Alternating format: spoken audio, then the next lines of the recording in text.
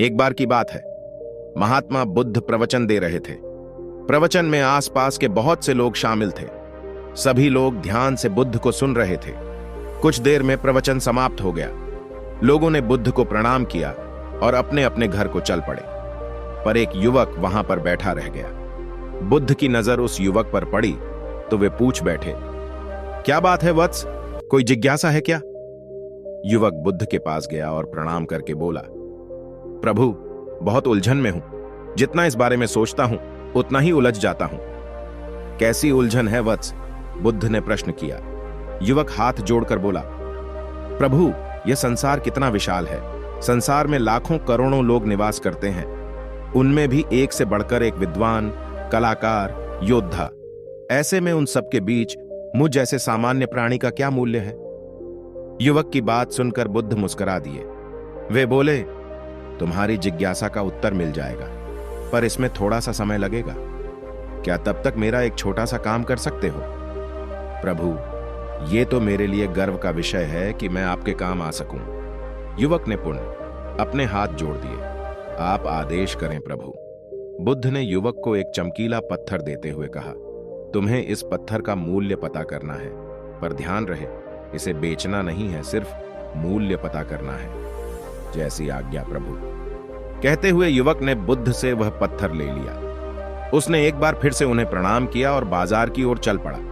बाजार वहां से ज्यादा दूर नहीं था। युवक थोड़ी देर में वहां पहुंच गया।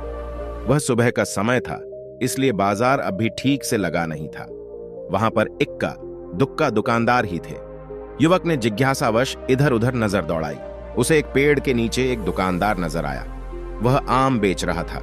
युवक उस दुकानदार के पास पहुंचा और उसे पत्थर दिखाते हुए बोला, क्या आप इस पत्थर की कीमत बता सकते हैं? दुकानदार एक चालाक व्यक्ति था। पत्थर की चमक देखकर वह समझ गया कि अवश्य ही यह कोई कीमती पत्थर है। वह बनावटी आवाज में बोला, देखने में तो कुछ खास नहीं लगता, पर मैं इसके बदले 10 आम दे सकता हूं। दुकानदार की बात सुनकर युवक को हल्का सा क्रोध आ गया। वह मन ही मन बुदाया, यह आदमी मुझे बेवकूफ समझता है। इतना सुंदर पत्थर और इसका मूल्य सिर्फ 10 आम। अवश्य ही यह झूठ बोल रहा है। युवक को चुप देखकर दुकानदार बोल उठा, क्या कहते हो, निकालूं आम? पर युवक ने दुकानदार को कोई जवाब नहीं दिया। वह चुपचाप आगे बढ़ गया। सामने एक सब्जी वाला अपनी दुकान सजा रहा था। युवक उसके पास पहुंचा और उसे पत्थर दिखाते हुए उसका मूल्य पूछा। उस पत्थर को देखकर सब्जी वाले की आंखें खुशी से चमक उठी। वह मन ही मन सोचने लगा, यह पत्थर तो बहुत कीमती जान पड़ता है। अगर यह मुझे मिल जाए तो मजा ही आ जाए। क्या हुआ भाई, कहां खो गए? युवक ने दुकानदार की तंद्रा तोड़ी।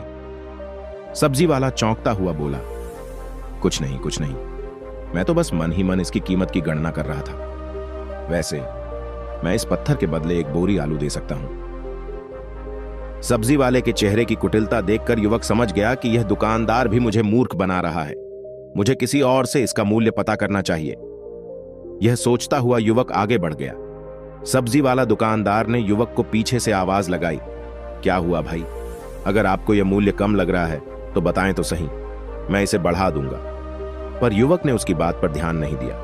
वह इधर उधर किसी ऐसे व्यक्ति को खोजने लगा जो जानकार हो और उस पत्थर की सही मूल्य बता सके। युवक को लग रहा था कि अवश्य ही यह कोई कीमती पत्थर है, शायद कोई जौहरी इसका सही मूल्य बता सके। यह सोचता हुआ युवक एक जौहरी की दुकान पर पहुंचा। जौहरी अपनी दुकान को अभी खोल ही रहा था। उसने युवक को अपनी दुकान की ओर आते हुए दूर से देख लिया था। साथ ही उसने युवक का हुलिया देखकर यह भी भांप लिया था कि यह कोई गरीब व्यक्ति है जो संभवतः कोई गहना बेचने आया होगा। जौहरी ने हाथ जोड़कर युवक को नमस्कार किया और मुस्कुराकर पूछा, बताएं महोदय, मैं आपकी क्या सेवा कर सकता हूं? युवक ने बुद्ध का दिया पत्थर अपनी हथेली पर रख दिया और बोला, इसका मूल्य पता करना था। पत्थर को देखते ही जौहरी उसे पहचान गया कि यह बेशकीमती रूबी पत्थर है जो किस्मत वाले को मिलता है। वह बोला, पत्थर मुझे दे दो और मुझसे 01 लाख रुपये ले लो। कहते हुए जौहरी ने पत्थर लेने के लिए अपना दाहिनी हाथ बढ़ाया, पर तब तक युवक ने पत्थर को अपनी मुट्ठी में बंद कर लिया था। उसे पत्थर के मूल्य का अंदाजा हो गया था, इसलिए वह बुद्ध के पास जाने के लिए मुड़ गया। जौहरी ने उसे पीछे से आवाज लगाई, अरे रुको तो भाई, मैं इसके 50 लाख दे सकता हूं। युवक को वह पत्थर बेचना तो था नहीं, इसीलिए वह रुका नहीं और दुकान के बाहर आ गया। पर जौहरी भी कम चालाक नहीं था। वह उस अनमोल पत्थर को किसी भी कीमत पर अपने हाथ से जाने नहीं देना चाहता था। वह दौड़कर उसके आगे आ गया और हाथ जोड़कर बोला, तुम ये पत्थर मुझे दे दो, मैं इसके बदले 1 करोड़ देने को तैयार हूं। युवक को जौहरी की बातों में अब कोई रुचि नहीं रह गई थी। वह जल्द से जल्द बुद्ध के पास पहुंच जाना चाहता था, इसलिए न तो वह रुका और न ही उसने जौहरी की बात का कोई जवाब दिया। वह तेज तेज कदमों से बुद्ध के आश्रम की ओर चल पड़ा। जौहरी ने पीछे से आवाज लगाई, ये अत्यंत मूल्यवान पत्थर है, अनमोल है, तुम जितने पैसे कहोगे मैं दे दूंगा। यह सुनकर वह युवक परेशान हो गया। उसे लगा कि कहीं पत्थर के लालच में जौहरी उसे पकड़कर जबरदस्ती न करने लगे, इसलिए वह तेजी से आश्रम की ओर दौड़ पड़ा। युवक जब बुद्ध के पास पहुंचा तो वह बुरी तरह से हाँफ रहा था। उसे देखकर बुद्ध मुस्कुरा दिए, फिर भी उन्होंने अपने चेहरे से कुछ भी जाहिर नहीं होने दिया। वे बोले, क्या बात है वत्स, तुम कुछ डरे हुए से लग रहे हो।